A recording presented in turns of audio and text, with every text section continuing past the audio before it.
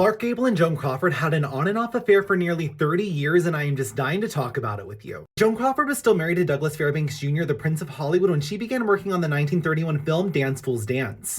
And Clark Gable was still married to his second wife, Maria Franklin. But that did not stop the sparks from flying between the two of them, which gave birth to one of the longest on and off again affairs in Hollywood history. They were allegedly sleeping together throughout the day on the MGM studio lot in a dressing room that her husband, Douglas Fairbanks Jr., purchased for her. And people started finding out about this. At one point, one of her friends walked in on them in the dressing room going at it. And instead of being embarrassed about this, she decided to send her friend flowers with a note that said, "I bet you enjoyed watching." Eventually, things got so steamy that the head of MGM Studios, Louis B. Mayer, threatened to fire both of them if they didn't stop.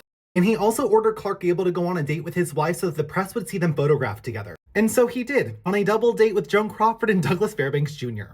And if that wasn't wild enough for you, they allegedly left their partners at the dinner table so that they could go enjoy themselves in private really quick. This resulted in Clark getting removed from another film with Joan, and they eventually both divorced their spouses, but never married each other. Joan Crawford was a bigger star at the time and felt that Clark Gable was not marriage material, so she ended up marrying Franchot Tone, and Clark Gable ended up marrying the love of his life, Carole Lombard.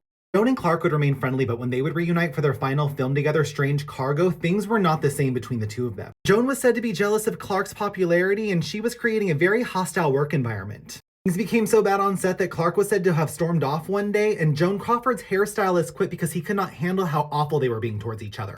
Eventually, the love of Clark Gable's life, Carole Lombard, would pass away in a plane crash. By the way, a video is coming on that because Carole Lombard was actually Hollywood's first ever war casualty in World War II. But anyway, when Clark found out this devastating news, the first person he allegedly called was Joan Crawford.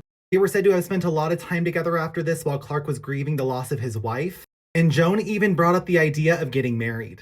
But this ended up not happening because Clark Gable ended up joining the army in tribute to his wife, Carole Lombard. I do want to point out that after Carole Lombard had passed away, Joan Crawford asked MGM if she could replace her in her final movie, and she did, and donated her entire salary to the American Red Cross. Joan Crawford would go on record to say that Clark Gable was the only man she ever truly loved and that their relationship was just for the two of them. My next video will be a revisit of the 5 marriages of Clark Gable.